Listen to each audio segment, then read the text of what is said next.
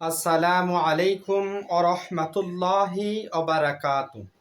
সম্মানিত দর্শক ভাই এবং বোনেরা, সকলেই আশা করি ভালো আছেন। দেশ এবং দেশের বাইরে থেকে যারা আমার এই ভিডিও দেখতেছেন, সকলকে জানাই আন্তরিক মোবারকবাদ। আমি মুফতি মোহাম্মদ জহিরুল ইসলাম আপনাদের সামনে নিয়ে এসেছি আজকে।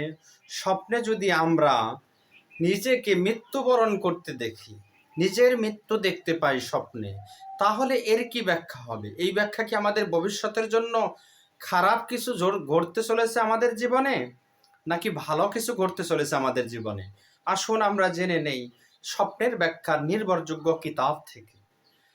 স্বপ্নের ব্যাখ্যার ইমাম আল্লামা মুহাম্মদ ইবনে সিরিন রহমাতুল্লাহি আলাইহি উল্লেখ করেন, স্বপ্নে যদি কোনো ব্যক্তি দেখতে পায় যে নিজে মারা গেছে, সে নিজেই মারা গেছে, কিন্তু মৃত্যুর কোনো লক্ষণ সেখানে দেখেনি, যেমন দাফন কাফন করা, গোসল করানো, মৃতকে গোসল করানো, অথবা বিলাপ করা, কান্নাকাটি করা, জোরে জোরে কান্নাকাটি করা, বিলাপ করা ইত্যাদি, আরও মানুষজন জড়ো হওয়া, এরকম ধরনের কোনো আলামতই সে দেখতে পায়নি, তাহলে তার ঘরের দেয়াল বা বাড়ির কোনো অংশ ধসে পড়বে, অথবা এমনও হতে পারে তার কোনো একটি ঘর ভেঙে পড়বে, অথবা কোনো একটি ঘরের অংশ ভেঙে পড়বে, অথবা তার বাড়ির কোনো অংশ, বাড়ির ভিটার কোনো অংশ ভেঙে পড়বে, অথবা সে এই ধরনের কোনো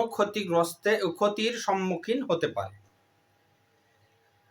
আর যদি এমন স্বপ্নে দেখে যে সে নিজে ইন্তেকাল করেছে, মারা গিয়েছে, স্বপ্নে যদি কান্নাকাটি করা, জানাজা এবং পিছনে যাওয়া, কাফন পরানো ইত্যাদি ছাড়াই কান্নাকাটিও হয়নি এবং জানাজাও হয়নি, জানাজার পিছনে লোকজনও যায়নি, কাফনও পরানো হয়নি, কাফনের কাপড়ও পরানো হয়নি, এমতো অবস্থা ইত্যাদি ছাড়াই যদি মৃত ব্যক্তি সে নিজেকে দেখতে পায় যে তাকে মৃতকে দাফন করা হচ্ছে, অর্থাৎ কবরে রাখা হচ্ছে, দেখতে পায়, তবে বুঝতে হবে যে ওই ঘরের মালিকানা হস্তান্তরের পূর্ব পর্যন্ত পুনর্নির্মাণ করা হবে না।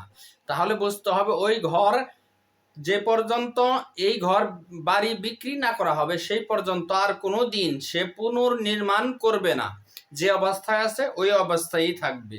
এই হলো তার ব্যাখ্যা। আল্লাহ তাআলা আমাদের সকলকেই বোঝার তৌফিক দান করুক, আমিন।